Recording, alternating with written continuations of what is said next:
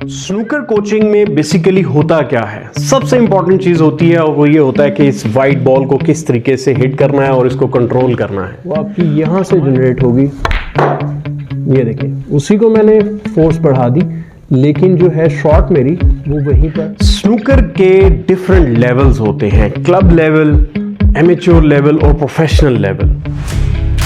जो 80-85% प्लेयर्स हैं वो क्लब लेवल या एवरेज लेवल के ऊपर ठहर जाते हैं एक स्टेज के बाद।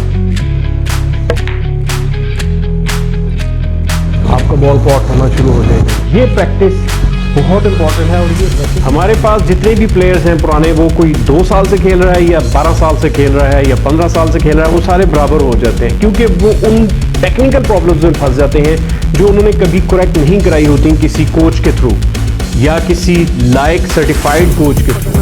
इसको बहुत लूज नहीं पकड़ना कि आपका क्यों ऐसे ऐसे हिले, आपने बिल्कुल नॉर्मल उसको सॉलिड स्टेडी है। तो फौरन से पहले इस मिथ से निकलें कि क्या करना है इस वाइट के साथ, मैं ये करता हूँ, मैं वो हो जाता है जी, मैं लॉन्ग पॉट नहीं होता, मुझसे कट शॉट्स नहीं लगते, मुझसे पावर शॉट नहीं लगती, मुझसे स्क्रू शॉट नहीं लगती। ये तमाम शॉट्स, ये तमाम चीज़ें हम आपकी करेक्ट करेंगे एक ही स्नूकर कोचिंग अकेडमी में।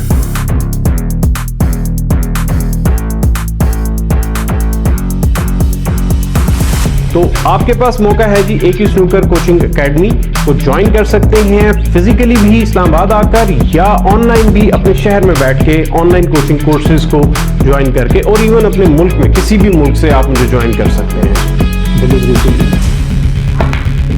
ये कितने आराम से बॉल पूरा फिट हुआ और मैंने गिरने नहीं दिया इसे। तो नंबर्स मौजूद हैं, डोंट वेस्ट मोर टाइम, फौरन से पहले ज्वाइन करें और अपनी गेम को पुख्ता, स्ट्रॉन्ग और बेटर लेवल के ऊपर ले जाएं।